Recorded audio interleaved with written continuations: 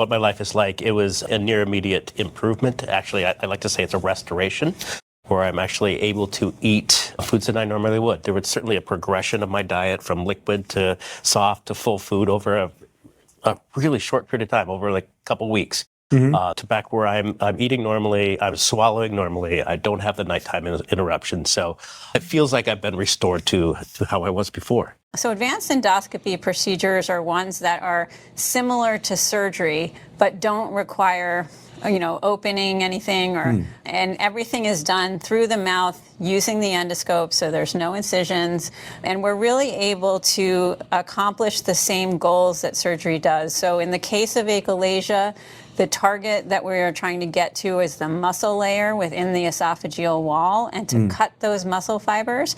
So as you can imagine, those are not readily accessible to us. And so it involves making a cut in the inner lining of the esophagus, then making a tunnel within the wall of the esophagus using the endoscope, finding those fibers, and then going ahead and cutting them precisely. And then finally just closing up that small hole and being able to restore the ability to swallow. And we can do other things like cut out early tumors or make new connections between the parts of the GI tract, even to things like the gallbladder, or in cases of blockage in the bile ducts, we can make new connections. So welcome to the show, Amrita Sethi, MD, and Paul Davis. How are you both today? Well, thank you so much. Good. So Paul, tell us, what symptoms first made you realize something was wrong?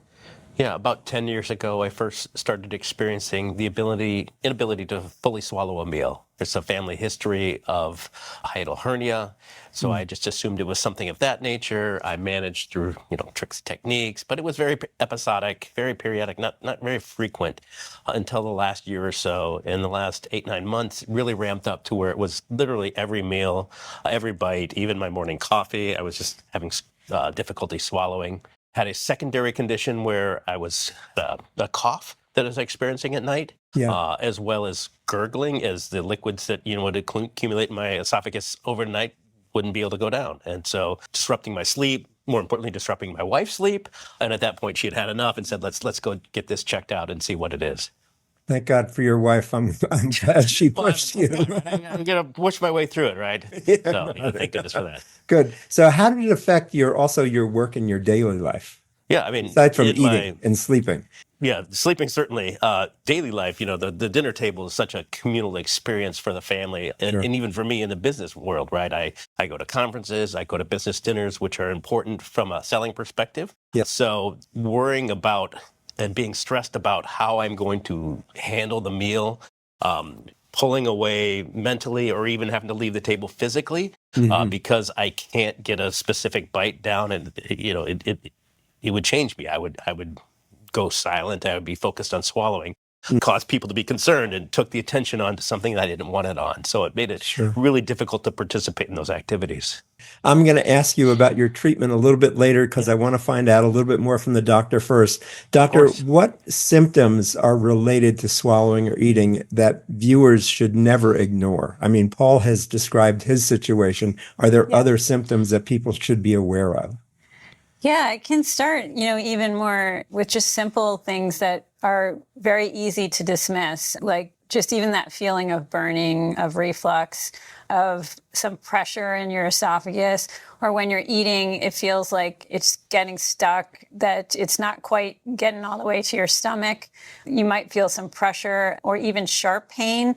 Those kind of symptoms are definitely concerning. Some patients, as he described, will have an unexplained cough that's worse at night, or even wake up with a sour taste. They may even have little bits of food in their mouth, or even some people have described really bad breath or changes in their voice.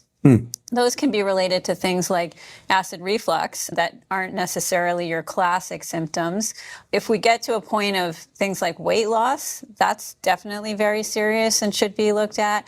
Or if you ever see, blood in your stools or black tarry stools, those are symptoms that something's going on in the GI tract and should be evaluated. Good. So some people, when they have these, and Paul, maybe you did this too, you'd take some antacids or some over-the-counter stuff, or maybe even some prescription medications. Do those help or do they mask the symptoms? I mean, both of you can answer that. I mean, from a nightly perspective, yes, they would help with some of the nightly symptoms. Yeah. But I mean, nothing helped get food down, right? And when it felt stuck, there was no medicine to take for that. I even had some manual tricks that I tried to force things down. Take a big drink of water and do a heel drop to try and force things down. And after a while, those things just wouldn't help anymore. Right. Yeah, and in terms of, you asked about masking symptoms, it's a fine balance. I think it's always fine to take some medication and see if you feel better that one time. But if you find that you're having to repeatedly take it, or that it's not quite fixing everything, or you've changed certain things, like tried eating different foods, and if your symptoms go away, that might suggest that it's related to that. But if you're making these changes and the symptoms persist, definitely seek attention.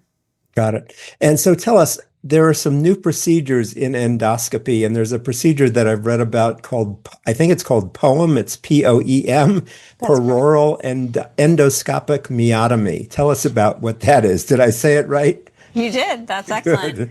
Yeah, no, that's the exact procedure that Paul had, actually, and it's one of our new advanced endoscopy procedures. I should say new in the sense that it's actually been around for about 15 years now. It's just only gaining more attention and awareness as a way to treat achalasia. So basically, it's an example of an advanced endoscopy procedure. So all endoscopic procedures use an endoscope or a colonoscope. That's that long tube with a light and camera with which we go down and take a look. So advanced endoscopy procedures are ones that are similar to surgery, but don't require opening anything, and everything is done through the mouth using the endoscope, so there's no incisions, and we're really able to accomplish the same goals that surgery does. So in the case of achalasia, the target that we're trying to get to is the muscle layer within the esophageal wall, and to cut those muscle fibers.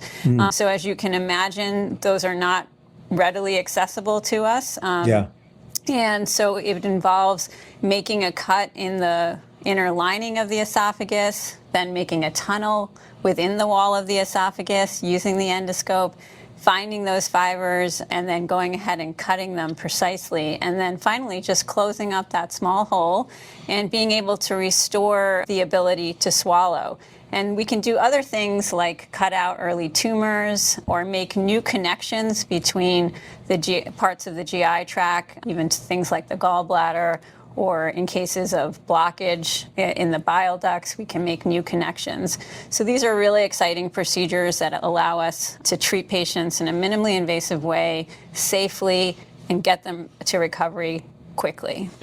Let me just be clear for the audience. You use the term achalasia. Is that the condition that Paul had or has? Yes, that is an example of an esophageal motility disorder.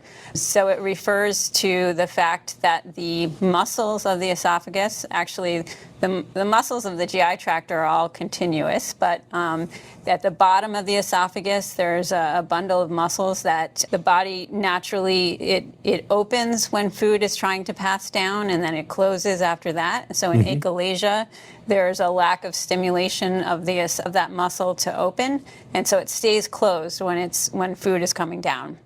Got it. And therefore, the food and fluid accumulates in the esophagus. Wow.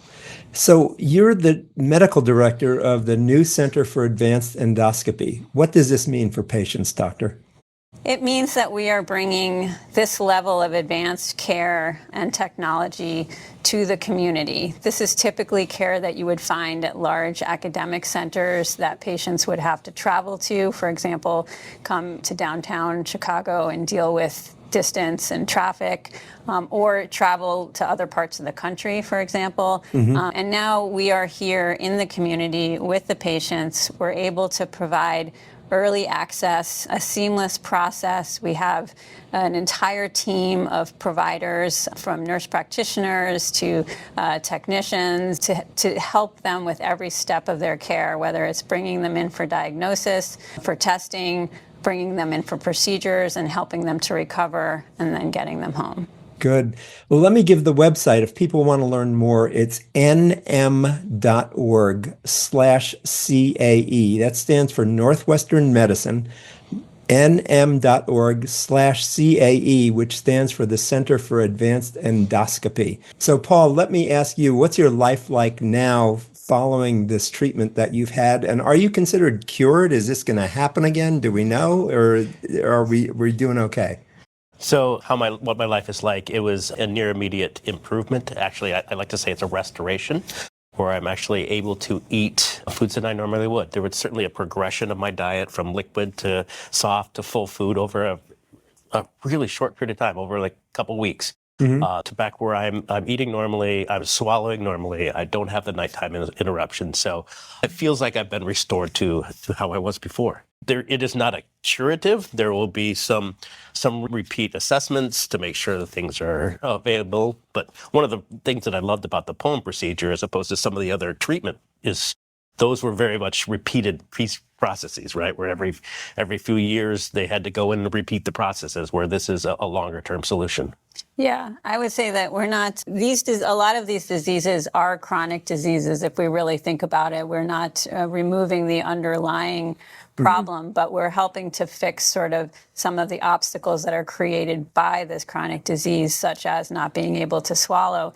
Could it happen again? Certainly it could redevelop. There's other longer term, issues that are associated with some of the treatments, like acid reflux is something that we need to watch out for, because we've now taken away the body's natural ability to fight that.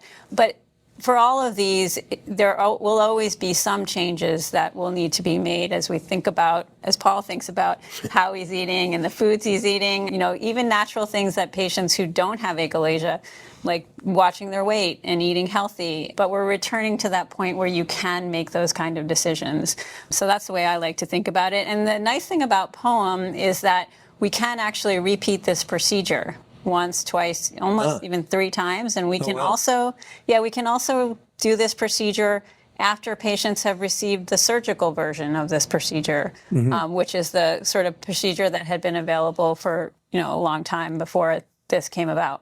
Great. Is this more prevalent in men versus women, or is there any difference in race or ethnicity in terms of prevalence of this? So no, there's really factors that make it this higher risk for any particular types of patients. We see this in children. We see this in all ages of patients, even up in senior patients in their 90s we've treated. And unlike some of the other diseases of the esophagus, for example, reflux or Barrett's esophagus or even esophageal cancer, men are at higher risk for esophageal cancer related to reflux, as well as those above 50.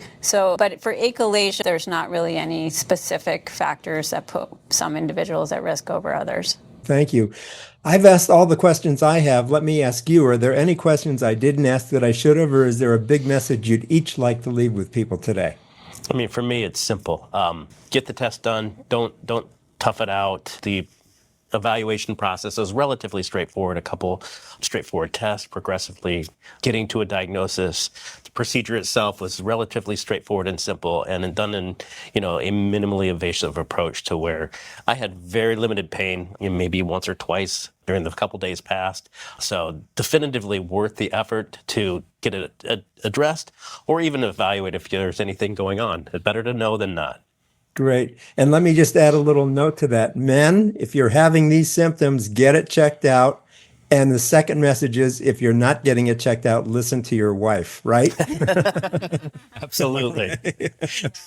Dr. Sethi, what kind of message would you like to leave? Yeah, I think for everybody, both men and women, don't be afraid to get information and find out more. A lot of these things that are silent, the only way that we really know is to be able to take a look. And so it just takes that one symptom to prompt someone to say, let me find out. The advances that we've made in technology and techniques really make things very safe and make the risks minimal. Of course, people hear about risks and they get worried and they get scared, and even get scared of words like cancer. But with these new techniques that we're doing, we're sort of taking away the power of cancer to be a scary thing. It can be something that we can treat quickly in minimal ways and not put patients through, some of the things that they're afraid of having to face when they get those diagnoses. And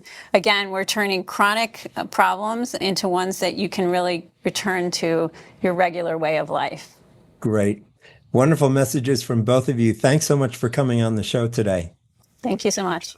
Good. We've been talking with Amrita Sethi, MD. She's an internationally recognized interventional endoscopist and medical director of the Center for Advanced Endoscopy at Northwestern Medicine Central DuPage Hospital. Her expertise, as you've heard, includes cutting-edge endoscopic procedures, but without the cutting. And Paul Davis is a Chicago area resident whose achalasia made eating and drinking extremely difficult, disrupting his professional and personal life.